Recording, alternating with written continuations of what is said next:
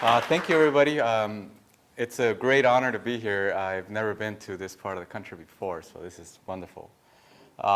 It rains, it was cold, it was hot, it was windy this morning. I mean, I'm getting everything. But yeah, I really appreciate Professor Boyle's invitation to be here today and talk to you about Mexican philosophy, basically, is what I'm going to talk about. But before I'll do a quick plug on that latest book that I published. I came out in 2024. It's called Blooming in the Ruins, How Mexican Philosophy Can Guide You Towards a Good Life. And I said, no, I cannot write a book like that. But I can write a book the way I write books. And the way that I usually write books is that I like to insert myself in the philosophy that I'm thinking about, like fully insert myself. So a lot of the things that you'll read about, if you buy that particular book, it's just me. You'll read a lot about my life, my family, my grandpa, my ghost stories. There's a bunch of stuff in there, and that's how I kind of I'm able to communicate these philosophical ideas. And I've always done it that way when I teach.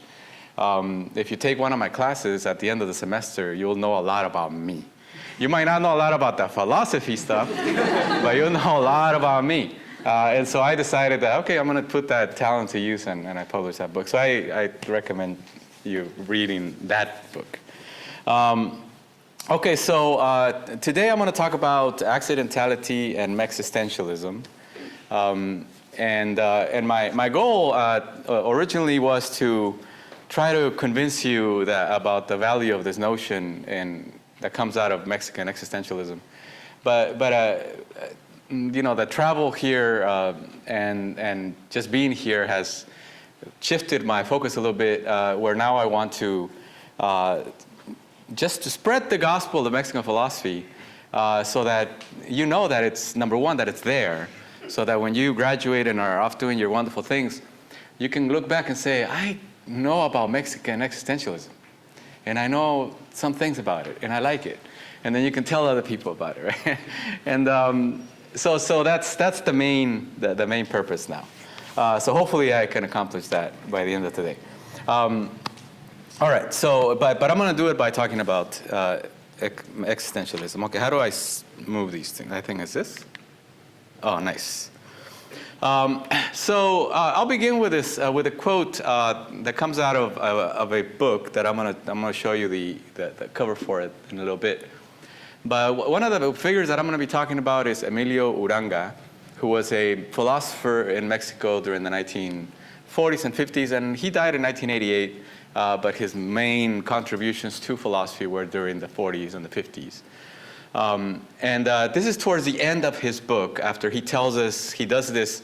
The book is called An Analysis of Mexican Being, Análisis del Ser del Mexicano.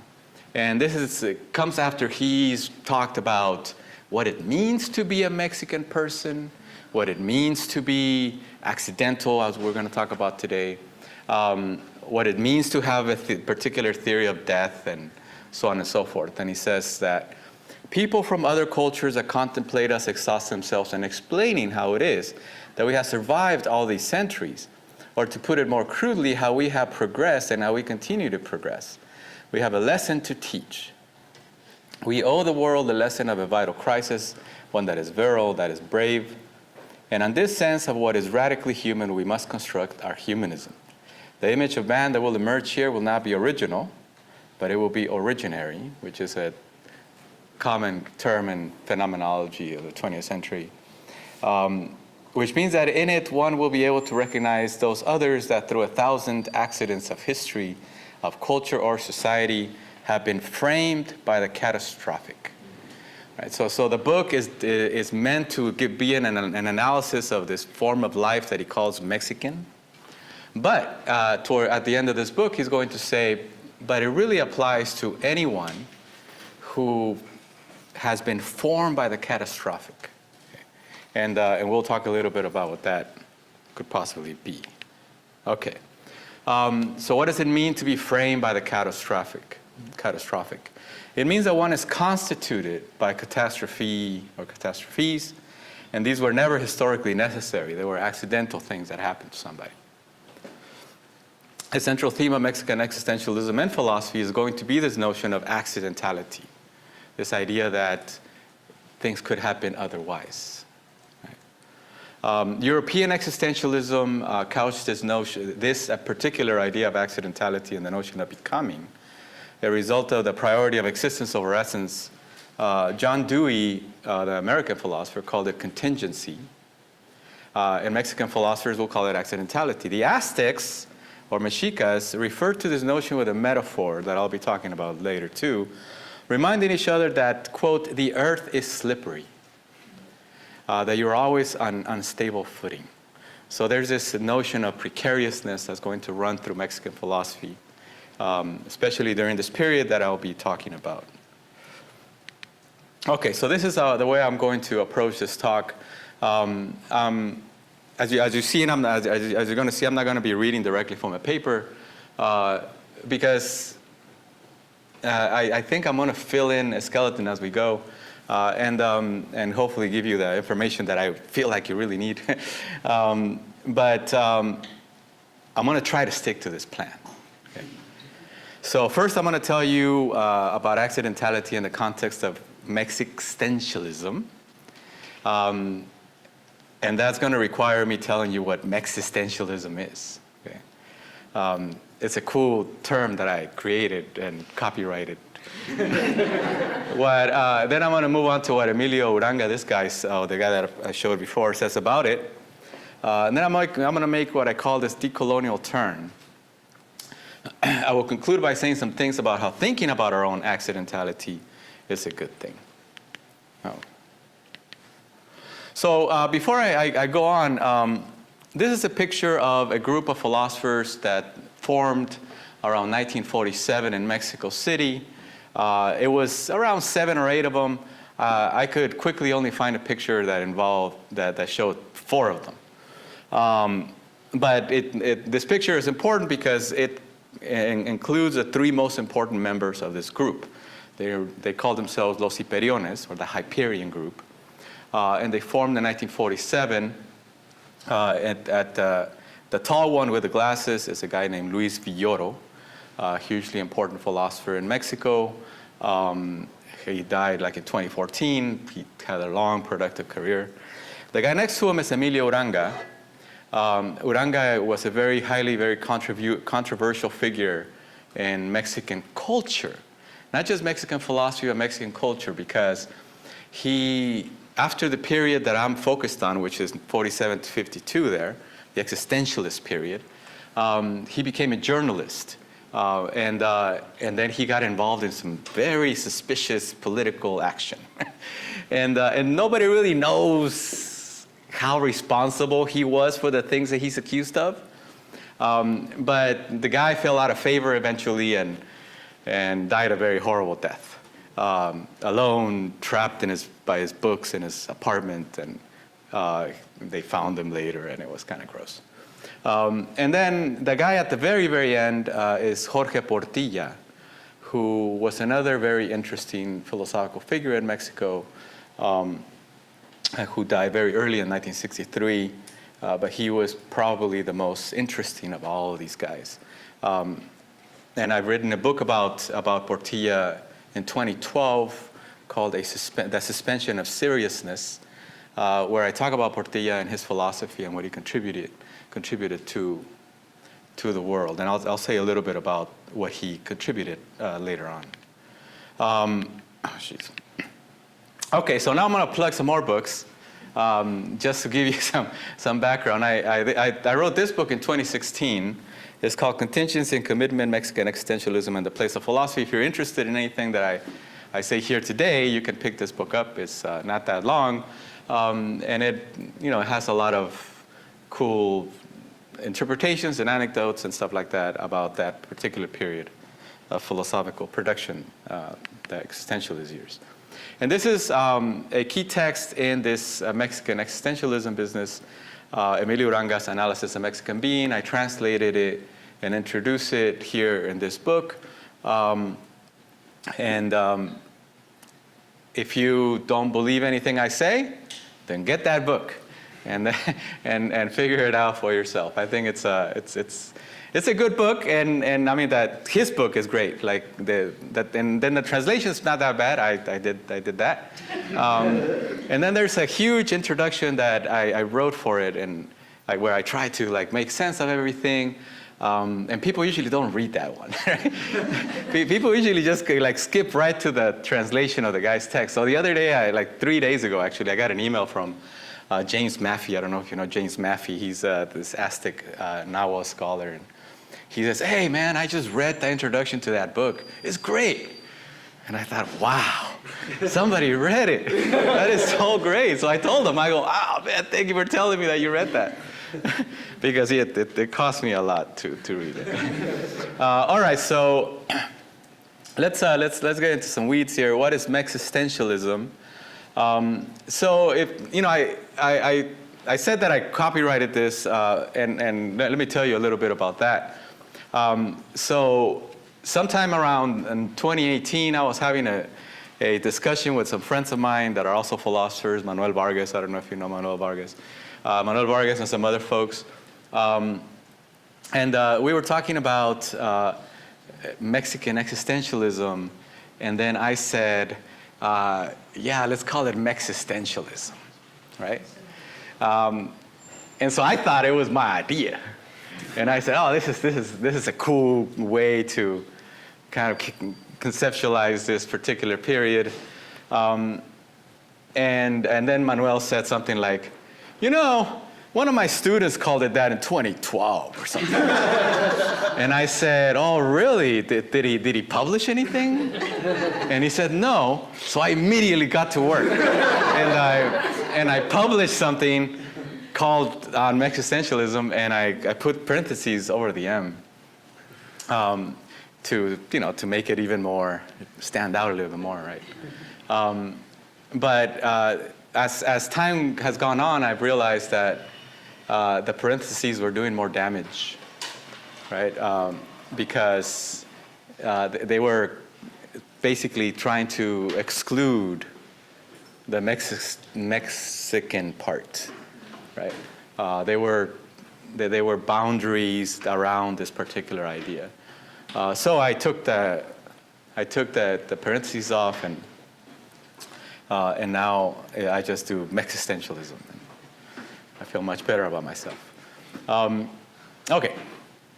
So what is it? What is this Mexistentialism business that we're talking about here? Well, it is existentialism in a Mexican key, or with a Mexican flavor. So Mexistentialism in a Mexican key or with a Mexican flavor. And like European existentialism, it takes seriously the concreteness or facticity of situated human existence. Right? That means that it takes seriously the embodiment of people, the ground, the place, the time, the history. It takes those things very, very seriously. And in opposition to that, it tries to stay away from abstract thinking. Although it involves itself in that, it doesn't want to make that the primary methodological way of doing philosophy. So this is what Uranga says. So I write here, like European existentialism, it denies substantialization. That's like an essentialization of yourself. But it does this from a certain anti-colonial suspicion. So this is what Uranga says. We are not very certain of the existence of the human being in general, because whatever passes itself off as human being in general, that is, generalized European humanity, does not appear to us to define itself as accidental, but precisely as arrogant substantiality. Now, what is he talking about here? So in order for us to understand what he's talking about here, we have to do a little bit of history. And so the history is this, that in 1521, the Spanish came and took over a country. And they killed the emperor, and they began the process of evangelization and the process of turning Mexico, or the place that we know now as Mexico, into a new Spain. Okay? And then in the process of doing that, the Spanish themselves inserted or presented themselves, according to Uranga and the existentialists, as substances. Okay? They presented themselves as being necessary, right? As something that had to happen. They presented themselves as being more than simple human beings. And even the Aztecs thought that. Like, they thought that these guys were gods. And so they presented themselves in that way. And they laid down the law from this place of unquestionable authority. The existentialists are going to call that substantialization. They substantialized themselves. They presented themselves as more than they were. And Uranga is going to ask, or is going to be suspicious of that form of substantialization. And he equates that form of substantialization with his notion of humanity in general, right? So just think about this. If you study philosophy in any form, you'll see that philosophers are usually trying to speak from a place of nowhere. They're trying to speak from a place up on high in a way that what they say applies to everybody all the time. And so they, in a way, depersonalize philosophy, right? And they try to pass it off as generalized humanity. And Uranga and the existentialists and all these other folks in Mexico City at that time are going to be very suspicious of that. It hasn't really gotten us very far. It hasn't really helped us, right, to do what the Europeans were doing. So Leopoldo Sea says here during that same time, he says, after all, if we are to be faithful to philosophy itself, we have to affirm that our situation is not that of Jean-Paul Sartre. Our situation is not that of the European bourgeoisie. Right? So they were looking at this difference, right? Like, the Mexican situation is very, very different than the European situation. So why are we going to do the same things that they're doing? Why are we going to have the same thoughts that they're having if our situation is different? Okay. Now here's a quick example of why they were being so suspicious about this kind of stuff. During the late 19th century, Mexico was under a dictatorship, the Porfirio Diaz dictatorship, for about 30 years or so. And during that time, the Mexican government under Porfirio Diaz, tried to modernize the country. Right? They were trying to modernize the infrastructure, modernize education, modernize politics. They were trying to modernize the country. And so what they did, the first thing they did, they were trying to figure out, okay, how do we do this? How do we modernize the country? Oh, we know. Let's go to France. Let's go to France and get a bunch of their ideas and bring them over to Mexico and see if they work here. Right? Bam, they dropped them in Mexico. And of course, they didn't work there. Right? So that created a lot of social upheaval in the country. And so then towards the beginning of the 20th century, you have philosophers, young philosophy students mostly, getting together and having these discussions about positivism and how bad it was. And in the beginning of the 20th century, you have a group of philosophers known as El Ateneo de la Juventud, the Athenaeum of Youth.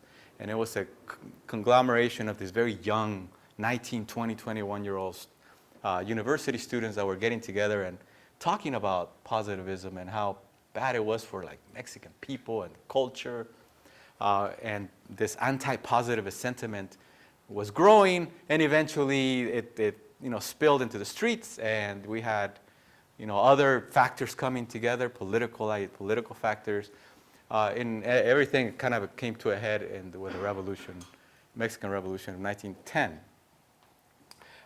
So that was fresh in their memory, right? This idea of importing ideas from other countries into Mexico was very, very raw, and they didn't want this to happen again. So now they had this opportunity to think about their own situation from this point of view that they were calling existentialism, but they were also concerned that maybe, are we just importing another philosophical tradition into Mexico? Like, what are we doing? And so they decided we are going to just bring in the methodological structure of existentialism, but we're going to talk about life and existence and experience from our own point of view. Okay. So that's how that began. Now, the history of existentialism in Mexico is a very interesting one that I can't really get into that much, but I'll say this. During the 1930s, so everything kind of boils down and goes back to history with Mexican philosophy. During the 1930s, you had a revolution and civil war in Spain.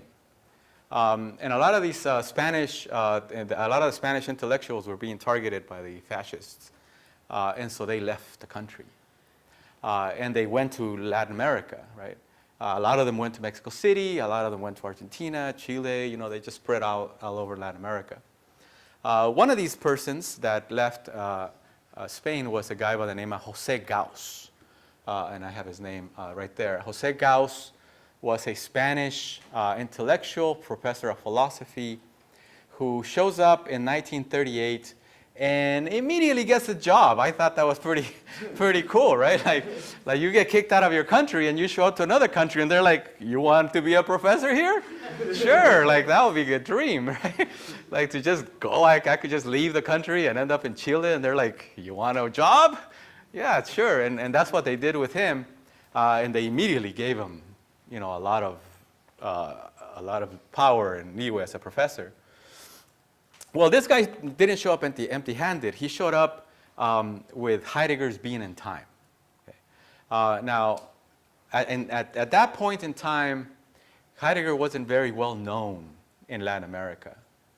Not much had been translated. Nobody really knew much about what he was up to in the 1930s. I don't know if you know what he was up to in the 1930s, but nobody knew, people didn't really know. But this guy showed up with his book from 1927, Being and Time, and began to translate it. Okay? He began to translate it with his students. So for the next 4 years, he gave courses on Heidegger's Being and Time while translating Being and Time, and it eventually became the first translation of Being and Time in the world. So the first translation of Heidegger's Being and Time is from German to Spanish. The English one didn't come until the 1960s. Okay? And so, these philosophers or these young students of philosophy, they're eating this up. They think this is wonderful.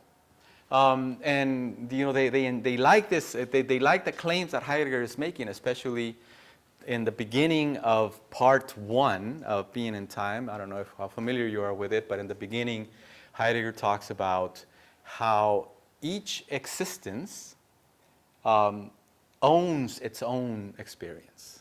Okay?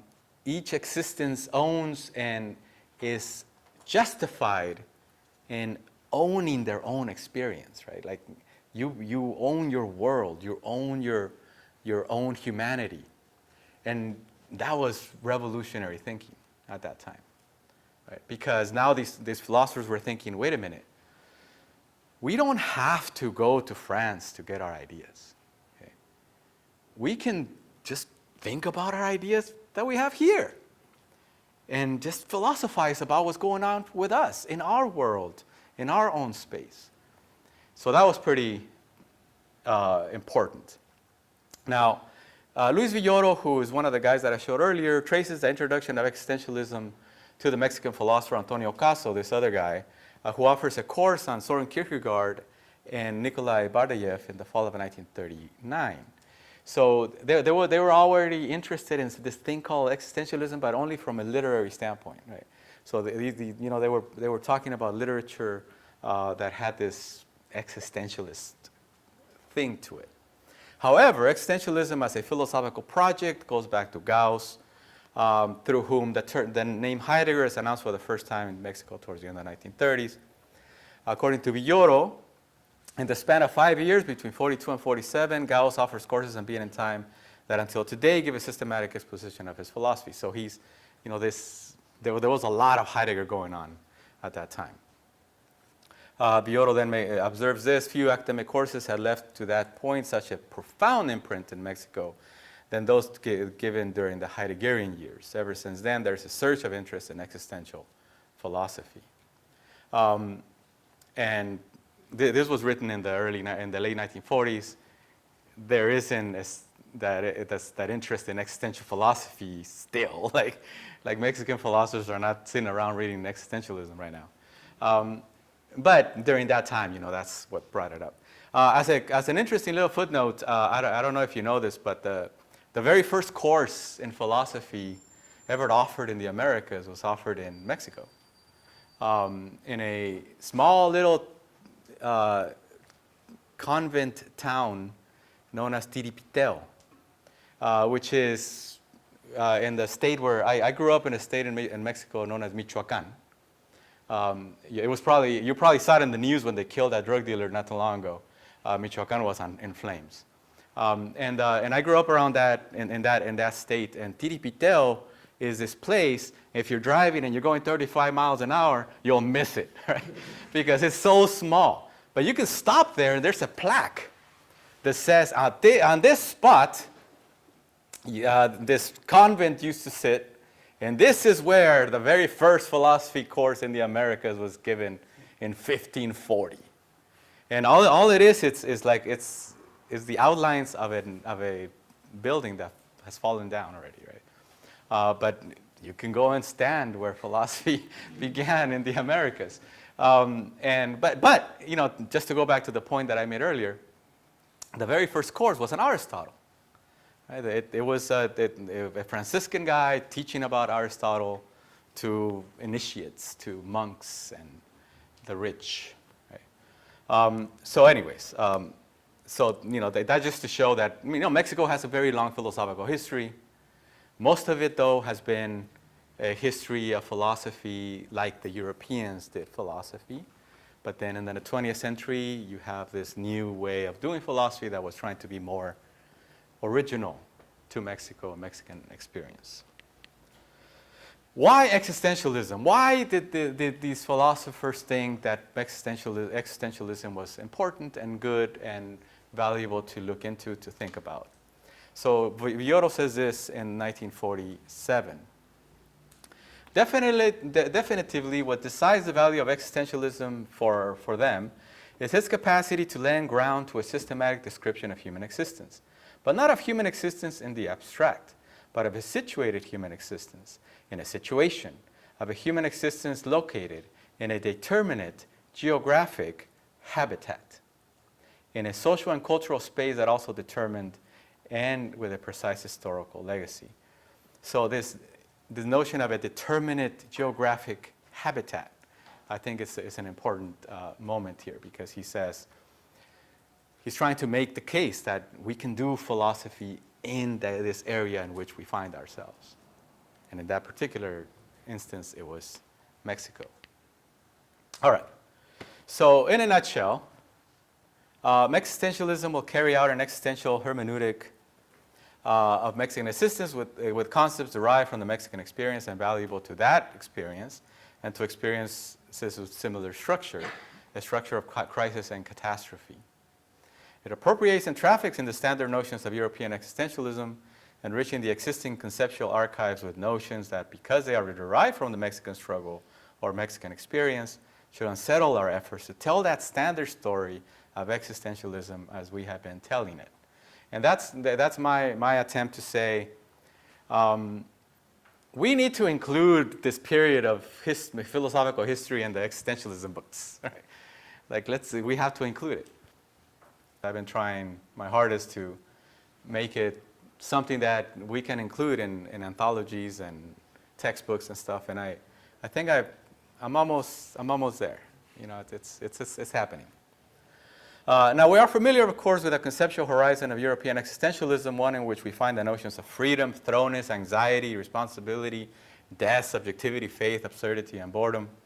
To these, existentialism is going to add relajo, zozobra, and nepantla, okay, and accidentality. Okay. Now, these other concepts you might not have heard of before. I just published a piece in the online journal Psyche on nepantla. So if you're interested in knowing what that is, go there. But let me tell you really quickly what it is. And so I don't even know how much time I have here. We usually go till about 4:30. Yeah, 4:30. Okay. 25 minutes. Okay. Yeah. And the reason why I ask is because I'll drift off into stories, and here's another one. There's this very cool story about back in the 1560s, this friar, this Dominican friar, Diego Duran, was shocked at something that he saw. Okay? And he wrote it down for us so that we have this record. But he saw this man, and he was working very hard. He was like the hardest worker of the entire community. And then on Sundays, even though he had been working all week, he would sit in front of the church and ask for money. Right? So he was also begging and working. And he thought, wow, this guy, he's really working very hard. And immediately he thought, he's going to give us some of that money, right? Because we're the church. I'm a friar. I'm the church. He's going to give us some money. Okay, so finally, he's waiting for his cut, right? Like he's waiting for his money. And then he shows up to town one day, and there's this huge party happening. And he goes and he starts asking around, like, what's going on here? Oh, that guy threw a party for the whole community. But why? Well, because he's getting married. So he invited everybody, and he paid for everybody, for everything. And he was stupefied. Like, wait a minute. First of all, where's my cut? Right? And second of all, why are you wasting all this money on a party? Why are you wasting all this money on a party? And he was mad at the guy, and he was like yelling at this indigenous guy. And this indigenous guy turns to him and he says, man, Padre, don't stress yourself out. You have to remember that we're still Nepantla. You know, don't stress yourself out. We're still Nepantla. Well, this upset the friar even more because he didn't understand what he just heard. Like, what do you mean you're still Nepantla? Because the guy kind of walked away from him. So now he's mad. So he's going around asking everybody, what does that mean? What did he just tell me? And then he finally gets the explanation. To be Nepantla is to be in the middle, to exist in between worlds, right? And so what the guy was telling him was, don't stress yourself out about what you're seeing here today, because I am still not a Christian like you. Even though I'm losing my culture, I am still not there, right? I'm in the process of being what you want me to be, but I'm not there, and I probably will never get there. I live in the middle, in between cultures, in between demands, in between laws, right? I'm in between. Right? And that idea of in-betweenness then is central to Mexican philosophy. Uranga is going to call it the cardinal category of our ontology, right? This idea that this is how we are. We are in between. We are Nepantla. And you know, in the 1970s and 80s, feminist philosophers took this, especially Gloria Anzaldúa, took this concept and talked about how living in the U.S.-Mexican border gave, especially Chicana women, the sense of Nepantla, this way of being in between. I personally think that it applies to all of us, right? I personally think that it's a concept that really kind of defines all of us. We're always in between different things. We're always in transition. We're always in the process of becoming something else. We're never one thing or another, right? So that's one of the concepts that Mexican existentialism kind of brings to the table here. The other one is zozobra. Zozobra just means this feeling of profound anxiety that can take you over, and you don't even know where it's coming from. You don't even know what it's about, but it just kind of takes you over. You know, you feel like you're drowning. And relajo is this other concept that I wrote. When I wrote my book, I I call it's based on Jorge Portilla's book called The Phenomenology of Relajo, but I couldn't translate that word. I didn't know how to translate it. And I asked everybody, and everybody kept giving me bad words, like literally bad words, and to replace that word relajo, right? And I couldn't do it, so I left it untranslated. But it just basically means a state of you're going to have to excuse my French, but not giving a shit.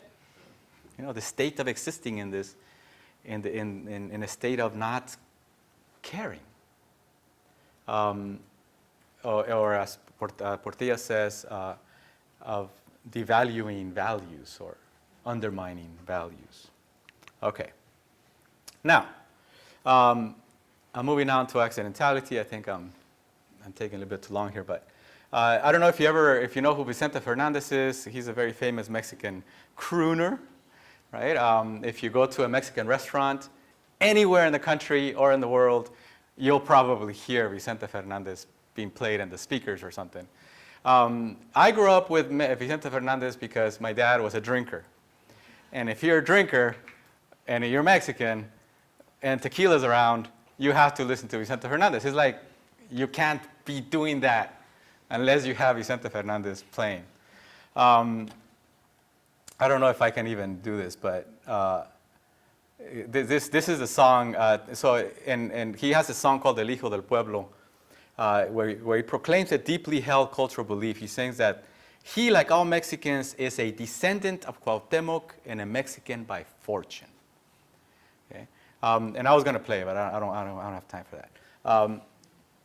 Now, if you're interested, go look it up on YouTube. that's where I found it. Now, Mexican by fortune. So, descendant of Cuauhtémoc just means that he's descendant of an indigenous line, right? Cuauhtémoc was the last Aztec emperor, and he's a descendant of that line. And now he's a Mexican by fortune. And Mexican by fortune just means that Mexicans were somehow created. They were created by the mixture, the encounter of Spanish and indigenous peoples. So Mexicans are a product of luck. They may not have appeared in history had things been different. Had Cuauhtémoc defeated Cortés, he had the chance, he didn't take it, things might have been different. On the other hand, it means that despite the violence that produced them, Mexicans are a product of good fortune. This is the theme of the song here. In this reappropriation of the Mexican origin story, Mexicans express pride in having survived and persevered in spite of their origins and in spite of how they've been treated. They reappropriate this act of luck and the suffering and the subjugation attached to it for the sake of pride and unity. Fortune then doesn't point to Cuauhtémoc's miscalculations or the violence that followed, or to the worst of luck, but to this profound sense of belonging, okay, this sense of being part of something. But it also points to this notion of accidentality, this idea that Mexicans are products of an accident, of something that didn't have to happen.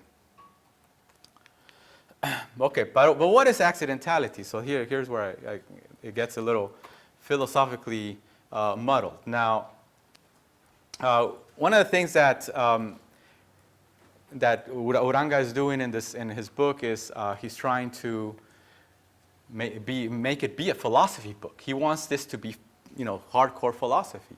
So he's going to appeal, if you read it, he's going to appeal to Heidegger and he's going to appeal to Aristotle. And here he's talking about Aristotle's notion of substance.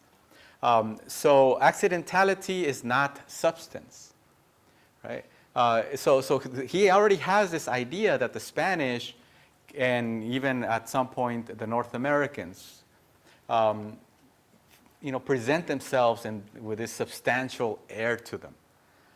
But now he wants to philosophize about what that would mean.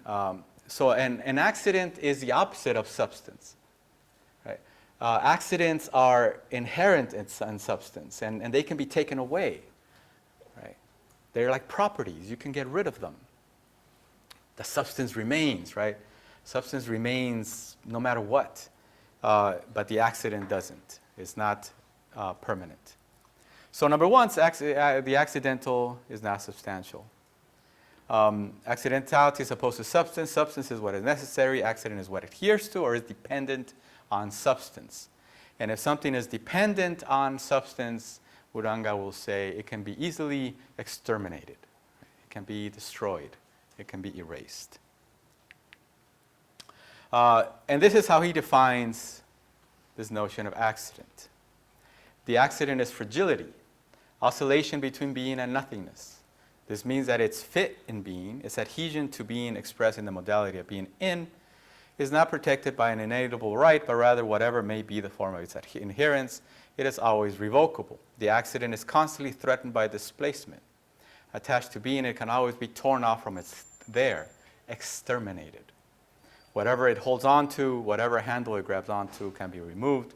It was born to be in and at the same time not to be in. Okay. So that's the philosophical idea of this notion of accident that he has. And you can see how you can easily translate it to define a person. Right? Accidentality is also opposed to self-sufficiency or independence. Okay. To be accidental is to not be self-sufficient or to be insufficient.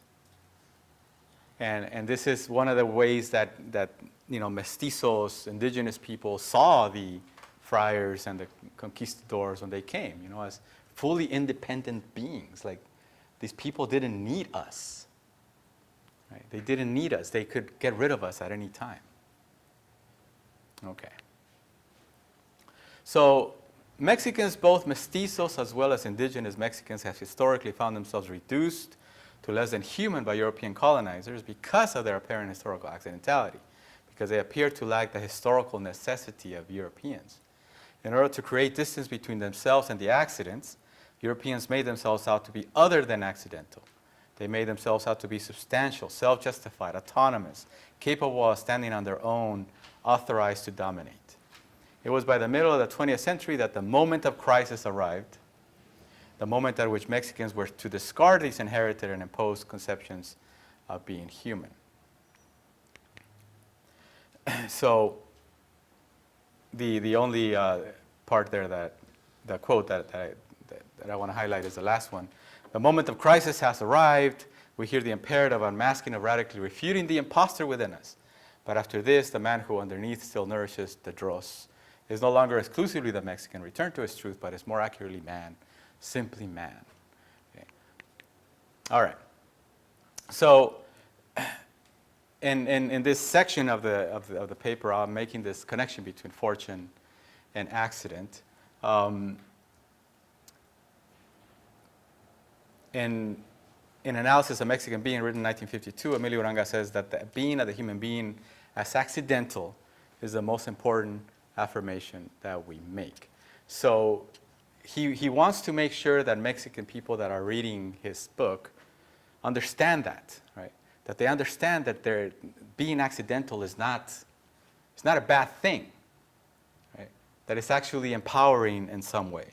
All right, so if you read any existentialism at all, you're going to be thinking, oh man, all they did really was borrow again from the existentialist and recycled it and called it Mexican, and then Sánchez is up here calling it Mexistentialism. And that's a good observation that you're making. But one of the claims that I want to make is that they didn't need that existentialism of the Europeans in order to make this point, the point of that we're all accidental. And so I call this the decolonial turn. I'm pointing to the term decolonization as one that refers to a process of separating the Western influence from a non-Western text. Okay. So the decolonization here, the way that I'm using it is not very strict. It's not very technical. Okay. This is because all I mean to say here is that to decolonize Mexican existentialism is to think about it without its European scaffolding, to think about existentialism without Heidegger, Sartre, Camus, and de Beauvoir. If I were very serious about decolonizing this tradition, if I was being strict about decolonization, I wouldn't call it existentialism. Right? I will call it something else. But all I want to say is that it is possible to disarticulate Mexican. Existentialism from the European version. Okay, so we can ground it in pre-conquest Mexica, Nahuatl, or Aztec philosophy. How? Here, let me move it. So in the Mexica or Aztec thought, there's no concept of philosophy. Okay? So there's no text that you can go back to and say, oh, that's Nahuatl, or that's pre-conquest, or that's Aztec philosophy. But this practice of having these thoughts and philosophizing about the world was very present in that period of human history. A philosophy was known as the words of the elders, or ancient talks. Okay? And one particular ancient talk is taking place between a woman and her daughter. And her daughter is coming of age, and the woman is trying to give her advice. Right? And so she tells her, "Behold the road thou art to follow. On earth it is a time for care. It is a place of caution. We travel, we live along a mountain peak. Over here there is an abyss. Over there is an abyss. If you goest over here, or if thou goest over there, thou wilt fall. Only in the middle doth one go, doth one live." Right? So this advice that the mother is giving to her daughter is basically that you live in a very dangerous path. Right? We live in a mountain peak. You have to stay in the path, because on either side is an abyss, and you might fall. Right? And then the idea, another saying is that it is slippery, it is slick on the earth, or things slip, things slide in this world. Now the philosopher James Maffei says this: "Life on earth is slippery because order and being are always sliding into disorder and non-being. The existence and well-orderedness of the things upon which humans depend slips away from under their feet, causing them to lose their balance and suffer pain, hunger, thirst, sorrow, disease, and death." And one of the things that the Aztec Mexica are saying in this reflection on the slipperiness of the earth, they're also thinking about how the earth itself is moving in the universe, right? Like how it's like sliding around in the universe in this darkness. And everything is slippery. If the earth itself is kind of sliding around in this void of space, we're like literally on top of a slippery rock. And everything is like that. All of our life is like that. We always have to be watching out for this slipperiness. And so it brings me back to the quote that I put above about how Uranga defines the accident. It's going to be the same kind of thing. Now I asked the question, would Uranga arrive at accidentality without the Europeans? The insecurity of being is manifested psychologically in the view that life seems to be constantly slipping away, in the knowledge that whatever we possess is revocable, and that the whole of reality is itself threatening and overwhelming. In an ontological sense, this lack of security points to fragility and vulnerability that describes us all. Now, this idea was already part of the culture. It was part of the Mexicans' sense of their own self, given history, right? Given everything that had occurred in their own history. It was this catastrophism that they were living with. And so my idea is that, yes, they would have arrived at accidentality even without the Europeans. Okay, so I'm almost done. So I have a pre-conclusion, and then I'm going to have a pre-conclusion, and then I'm going to have a conclusion. So Uranga doesn't want to just tell you that we're all accidental, or at least, he's talking about Mexicans. He's like, Mexicans are accidental ontologically. But remember what he said in the beginning, right? This idea that he was suspicious of generalized humanity, or the generalized idea of humanity. So that idea is going to keep him from trying to make generalizations himself. So he has this idea that accidentality defines Mexican existence. But that doesn't mean that all he's talking about is Mexicans. It just means that he's holding himself to his own standard about what he can say, right? He doesn't want to generalize past that point. I think that once I started to read Uranga here in the United States as a Mexican American myself in a different time and place, I was able to understand that that applied also to me, right? That accidentality also defined my own particular being. Right? And okay, so it applies to if you read it. What I'm saying is that if you read it, it will also apply to you, right? But you have to engage with it in some way. And then he has this thing that I've called the project of accidentalization. So he doesn't want to just leave you hanging with a description of how horrible things are, right? He wants to give you this map about how to live a life that is meaningful based on this accidentalization, based on the fact that you are accidents. So I call it the project of accidentalization. You accept your accidentality and become accidental. This means shedding all illusion to necessity, perfection, and the self-sufficiency that belongs to things not affected by chance or circumstance. In embracing our accidentality, we can more easily navigate a world we know to be in a constant state of transformation. These are easy things to recognize even about your own self, right? I think that for a very long period of time, I was very critical of myself, and I suffer from what we know as an imposter syndrome. Right? Like what am I doing in philosophy? Why am I not working my ass off like my dad? Right? Why am I doing this kind of work? And my ideas are not that great. Like I should just shut up. Right? But the reason why I felt that way was because I had a picture of what a philosopher was supposed to be, right?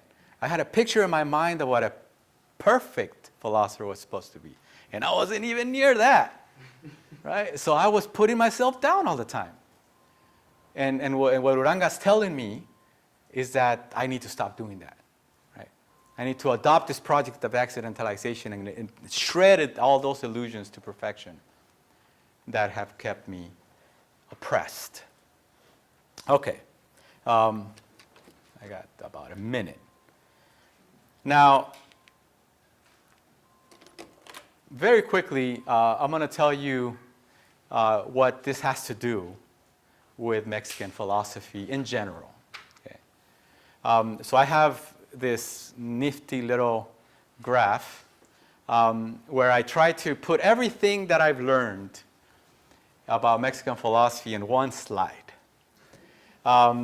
And what Mexican philosophers, especially Mexistentialists, the Mexican existentialists, were trying to get us to do was to live in this middle ground, right? To live in a state of Nepantla, to live in the state in between worlds. They thought that was the most productive and most human place to be. So that means, and somebody's going to be saying right now, thinking in your brain like, oh my God, this is Aristotle virtue ethics. No, it's not. Okay? So, we're talking about being in this middle ground, but it's not virtue ethics. It's Mexican philosophy, right? And so on the one side, the philosophers in Mexican philosophy are always trying to warn us about extremes, but they point out what these extremes actually are, right? And on the one hand, you have the extreme of what I called earlier relajo, right? This idea that you are uncommitted to the authority of the established order. You have nihilism regarding legacies, values, identity, and you have a suspension of, you live like this suspension of seriousness. You really don't have any commitment. Mexican philosophers don't think that that's if that's a good place to be. That kind of lack of commitment, the kind of indifference is not good.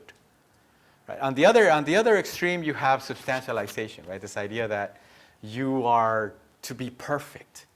You have to arrive at a notion of perfection that has been placed there for you, right? So usually this is like the colonial idea of what you're supposed to do, where you're supposed to be.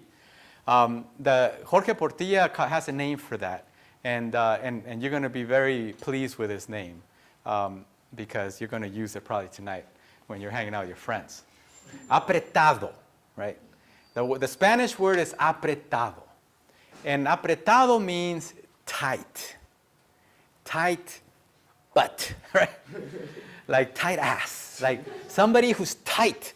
But in Mexican Spanish, it refers to somebody who they're just not going to let go of what they believe. They're not going to let you convince them of anything. They've already made up their minds about whatever it is that they think is right or wrong, and there's nothing in this world that you can tell this person to change their ways. They're like this, they're holding on tight. And this is one of the worst kinds of personalities to be, according to Portilla. So this is in the other extreme, right? Somebody who has substantialized themselves. They have essentialized themselves. They believe that they are value. They believe that they have embodied value. So on the one hand, you have somebody that doesn't give a crap. On the other hand, you have somebody that gives too much of a crap to the point that you can't ever change their minds. And in the middle, you have this way of being that is Nepantla, this way of being where you can always negotiate, but you have to be vigilant not to fall into abysses and all of that. Mexican existentialism from 1947 to 1952 is all going to be trying to get us to this point. Okay? It's going to be trying to get us to this way of existing that's a middle ground, an acceptance of our accidentality and all that comes with it, including looking out for the fact that hopefully you won't fall into any abysses. All right. My conclusion then. When we embrace our accidentality, we can more easily navigate a world we know to be in constant state of transformation. We may even become comfortable, or at least more at ease, with disaster, with trauma, with our own imperfections. The project of having to be accident involves not slipping into the delusion of our own necessity and our own permanence by understanding that we are products of chance and circumstance. If we take on the project of accidentalizing ourselves, we will try to recall that our very life is a result of an accidental encounter between two people, that we didn't have to be born, and that any of these days could be our last. And accidentalizing ourselves will return to our accidental origins. And that is it. Thank you.